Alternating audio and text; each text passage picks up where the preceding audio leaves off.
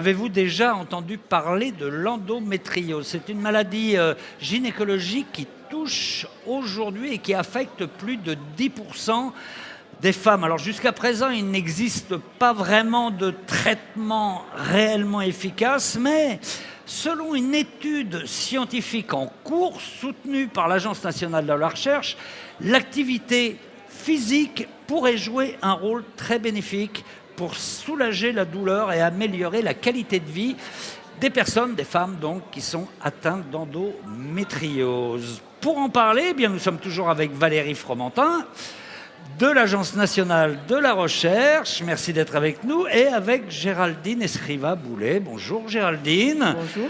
Vous êtes enseignante-chercheuse au laboratoire interuniversitaire des sciences de l'éducation et de la communication de l'Université de Haute-Alsace. Vous connaissez bien ce sujet. Est-ce que vous pouvez nous rappeler les principaux symptômes de l'endométriose ?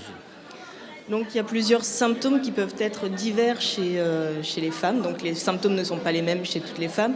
Il y a déjà des douleurs qui peuvent être pelviennes, des douleurs qui peuvent aussi être plutôt sciatiques, dorsales, des douleurs qui peuvent aussi se manifester au niveau des épaules, donc sur la ceinture scapulaire, une grande fatigue également, une possible infertilité. Ceci dit, le lien entre les deux n'est pas complètement établi. Pas toujours. Donc les symptômes sont assez divers et variés. Et ces symptômes, ces douleurs chroniques ont bien évidemment des conséquences incroyables sur la vie sociale des femmes, pas seulement sur leur vie sociale, quoi, et au-delà de la souffrance. Donc sur la vie sociale, donc le fait par exemple de pouvoir se dire tiens je vais aller sortir avec les copains, les copines et se dire bah non j'ai trop mal donc je n'y vais pas. Sur la vie professionnelle également, le fait de ne pas pouvoir travailler parce qu'on a trop mal, parce qu'on est incapable de se lever du lit, mais également sur la vie relationnelle, sur la vie de couple également où ça a un impact qui est non négligeable et ce souvent dès l'adolescence. On ne connaît pas exactement les causes de cette maladie, du coup il n'y a pas de traitement réellement efficace. Non, il n'y a pas de traitement réellement efficace. En tout cas, il n'y a pas de cure, il n'y a pas de traitement curatif.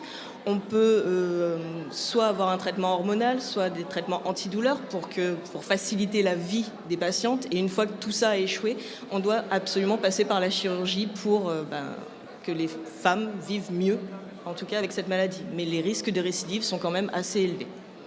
D'accord. Je ne vais pas dévoiler parce que vous en avez déjà parlé publiquement, donc votre vie privée, mais vous dites vous-même que vous avez souffert, vous souffrez d'endométriose. Vous l'avez découvert assez tardivement. En fait, vous faisiez vos études, vous faisiez beaucoup de sport en même temps que vous faisiez vos études. Et puis, quand vous avez passé votre thèse, comme beaucoup d'étudiants, vous vous êtes dit, bon, bah, j'ai plus le temps de faire du sport, donc voilà. Et c'est à partir de là que vous vous êtes rendu compte que les douleurs arrivaient ? C'est ça.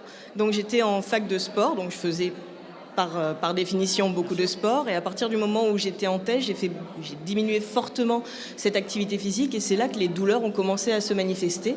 Et je ne savais pas du tout d'où ça pouvait venir. J'ai fait des IRM, des scanners, des échographies sans que pendant 5 ou 6 ans. Et à la 6e année, c'est là qu'on m'a parlé de l'endométriose que je ne connaissais pas du tout. C'est intéressant et grave ce que vous venez de dire parce que ça veut dire que l'errance médicale, elle est quand même extrêmement longue. En moyenne, oui, c'est 7 ans. Ça tente à diminuer avec les participantes un peu plus jeunes que je peux avoir. On voit que le diagnostic est de plus en plus rapide. Néanmoins, la moyenne pour l'instant est toujours de 7 ans. D'accord. Et là, vous, quand ça vous arrive, est-ce que c'est comme ça que ça s'est passé ? Vous faites une hypothèse, vous dites, il n'y aurait pas un lien entre finalement, comme j'ai arrêté mon activité physique, mon sport, et puis la façon dont la maladie s'est mise à s'exprimer d'un seul coup. C'est ça ce qui s'est passé chez vous ? Vous avez eu pas une intuition, mais vous avez essayé de trouver un lien, quoi. C'est ça, j'ai vraiment essayé de trouver un lien en me disant qu'est-ce qui s'est passé dans ma vie, pourquoi est-ce que j'ai commencé à ressentir ces douleurs-là dont mes copines me parlaient depuis bien longtemps et je ne comprenais pas du tout de quoi il s'agissait quand elles en parlaient. Les douleurs pendant les règles, non, pas du tout. Et j'ai essayé de voir vraiment qu'est-ce qui avait pu changer dans ma vie pour que je ressente plus ces douleurs. Et je me suis dit, tiens, si j'allais voir du côté de la recherche, s'il y a des choses faites sur activité physique et endométriose. Et c'est là que j'ai constaté qu'il n'y avait rien. Rien du tout. Enfin, pas grand-chose. En tout cas, à l'époque où je me suis intéressée à ça, il y avait 4 articles, dont une revue de littérature qui citait elle-même 6 articles. Donc, d'accord. Autant dire vraiment pas grand-chose. Et c'est là que vous décidez, quand même, comme vous êtes en même temps chercheuse, vous vous dites, bon, bah, on va y aller, quoi. On va essayer de lancer une recherche là-dessus et vous lancez une première recherche, un peu, comme on pourrait dire, témoin, test sur quelques femmes C'est qui ça. acceptent. Donc on a fait une étude en 3 étapes. Donc on a voulu construire un programme vraiment d'activité physique pour les femmes. Donc on les a d'abord interrogées sur ce qu'elles aimaient, ce qui pouvait être fait ou non. Ensuite on a fait une étude pilote qui a été financée par Endo France, où on a pu tester notre programme sur une dizaine de femmes. On a ressorti plusieurs résultats, on a amélioré le programme et maintenant nous lançons le plus grand programme sur 200 femmes qui a été financé par l'ANR cette fois-ci. Alors comment on fait pour se faire financer par l'ANR? Il faut connaître quand même, savoir comment, mais on le disait tout à l'heure, enfin, on doit énormément attendre et espérer d'avoir des fonds pour mener la recherche. Alors, on attend, on espère et on est très content quand ça arrive. Donc, encore une fois, merci beaucoup à l'ANR pour le financement. Alors, je pense avoir été chanceuse, peut-être, où le projet devait être bon, sûrement. N'est-ce pas? Et j'ai quand même bénéficié aussi, je pense, d'un alignement de planètes où il y a eu en même temps que mes dépôts la stratégie nationale contre l'endométriose et du coup la maladie commençait aussi à se faire connaître. D'accord. Et j'ai déposé 2 fois le projet, il a été financé la 2e fois. D'accord, on va demander tout de suite pourquoi, si vous avez été chanceuse ou pas, vous ne le savez pas en fait. Alors pourquoi? Non, la chance ça n'existe pas, ça n'existe pas à l'ANR. Non, c'est la qualité scientifique, l'excellence scientifique et voilà, c'est ce qu'il faut vraiment se dire. Donc que le contexte ait été favorable, c'est une chose encore, mais non, vraiment la qualité intrinsèque du projet, c'est ce que nous recherchons avant tout. Qu'est-ce que vous appelez la qualité intrinsèque du projet? Alors, c'est la manière de poser la question scientifique. Ça a l'air simple comme cela, mais enfin, sur un sujet aussi peu défriché que celui-là, il fallait quand même cerner une question en particulier. Je suppose que, voilà, une hypothèse de travail qui avait d'abord été quasiment expérimentée par vous-même, c'est assez intéressant. Et puis, il faut que le partenariat, parce que les projets sont toujours collaboratifs, donne tous les gages d'une collaboration efficace, avec des résultats au bout, et d'une vraie complémentarité déjà, et d'une efficacité dans la recherche. Donc, ce sont les critères les plus importants pour notre sélection. D'accord, le fait que ça touche aussi à la santé publique est un sujet dont on parlait peu, même s'il y avait un programme qui était lancé, ça joue quand même aussi.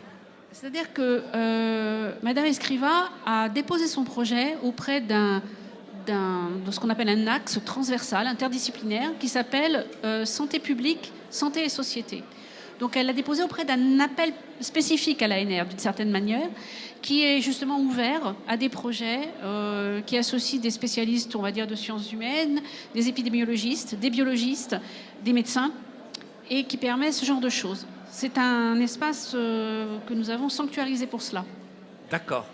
Alors, j'aimerais qu'on vienne un petit peu au protocole que vous suivez avec ces femmes.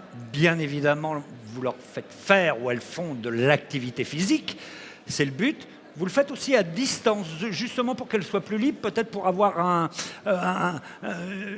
donner la possibilité à plus de femmes d'y participer. Comment ça se passe? Vous le faites en visio, comme on dit aujourd'hui? C'est ça, donc afin de permettre au plus de personnes possibles d'accéder à ces pratiques, parce que parfois les personnes sont assez éloignées des centres de soins pour pouvoir venir faire de l'activité physique adaptée sur place. Donc on a décidé de faire ça en visioconférence, qui nous permet de toucher plus de personnes, ce qui permet également d'avoir de petits groupes, donc d'avoir une dizaine de femmes où on peut corriger les mouvements, etc.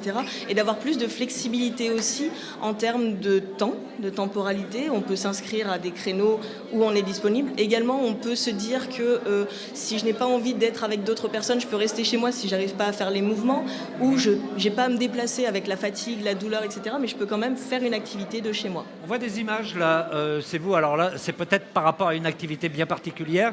Vous faites du yoga et on vous suit. C'est ça.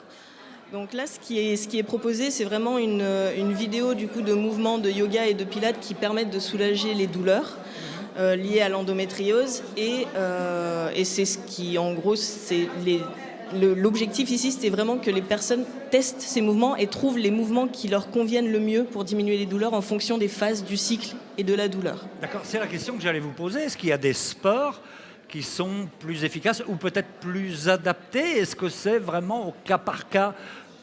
C'est plutôt au cas par cas, c'est-à-dire qu'au départ, les recherches étaient parties sur des activités plutôt de type yoga, pilates, étirement. Et en discutant avec les personnes atteintes d'endométriose, certaines d'entre elles étaient sportives. Et du coup, ce type d'activité-là ne leur suffisait pas. Elles avaient besoin d'aller courir, elles avaient besoin de faire du vélo. Alors que d'autres personnes, plutôt, me disent non, moi, courir, c'est pas possible. Les percussions au sol me font augmenter la douleur, donc c'est pas possible. Donc c'est vraiment au cas par cas, en fonction des personnes, de leur vécu, de leur ressenti. D'accord. Alors, est-ce qu'on peut déjà parler de résultats? Oui, mais provisoires. C'est ça. Donc on a déjà les résultats de l'étude pilote qui montrent qu'effectivement, comme je viens de vous le dire, c'est assez variable en fonction des femmes. Ce qu'on retient, c'est qu'on a une amélioration. On a évalué 3 critères, donc la douleur avant-après les séances, la fatigue avant-après et également le bien-être avant-après les séances.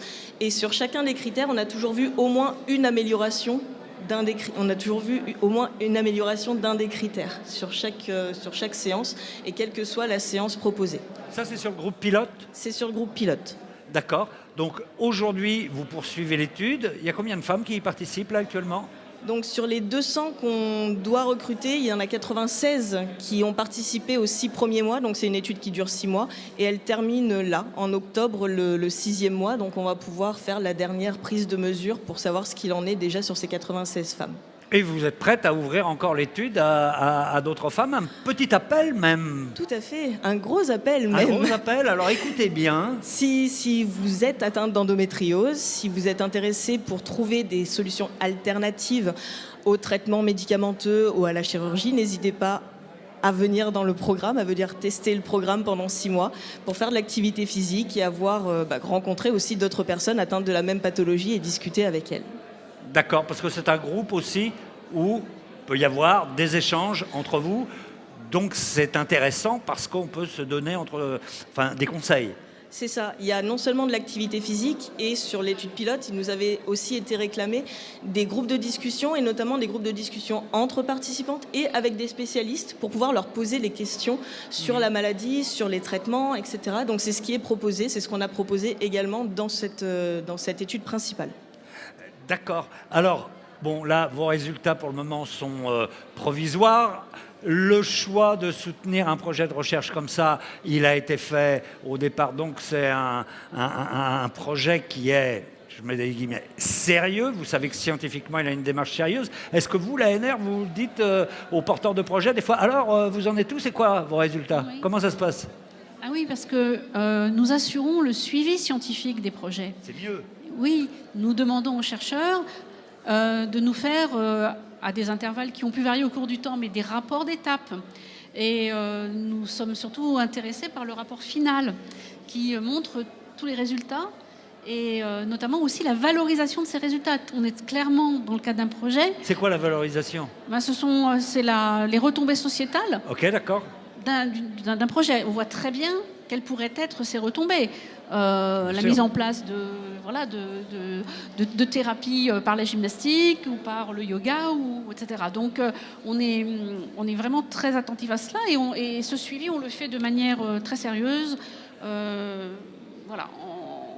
Quitte à donner des financements supplémentaires aux porteurs de projets. En Même fin de ça projet, arrive. oui, nous avons un programme pour cela qui fait partie d'ailleurs du dialogue sciences et société. Ou quelqu'un vient vous dire, un groupe de recherche, de chercheurs vient vous voir en disant on a bien avancé, mais là, ce serait bien de nous aider encore un peu, c'est ça? Non, là, c'est plutôt dans le cadre d'un nouveau projet traditionnel, mais Ouais. si on a des résultats importants, qu'il s'agit de trouver une mode de valorisation, vous savez, ça peut aller jusqu'à des brevets, par exemple, D'accord. des choses comme ça, eh bien là, nous pouvons apporter un complément de financement. D'accord. Géraldine, quand est-ce que vous pensez arriver? Parce qu'il y a quand même une durée limitée pour un projet. C'est quand pour vous? Donc pour moi, c'est septembre 2025. D'accord. 24, pardon. Ah oui. Donc Septembre un an. 2024, Vous avez voilà. un an. J'ai un an, sachant que là, on a réussi à recruter 96 participantes en 2 mois. Donc j'espère qu'avec l'appel qu'on vient de lancer, on arrivera également à recruter le reste des participantes assez rapidement. Comment on fait comment on peut vous joindre s'il y a des femmes qui écoutent et qui se disent ouais, moi je veux participer? Comment fait-on? Alors, on peut me retrouver sur le site des STAPS de l'Université de Haute-Alsace. Il suffit sinon de taper mon nom, Escriva, et endométriose en général. Il y a la vidéo. À vous Voilà, trouver. on arrive à me trouver assez facilement avec mes coordonnées, notamment sur les vidéos. Donc n'hésitez pas à aller voir les vidéos d'abord. Il y a mes coordonnées en général dessous.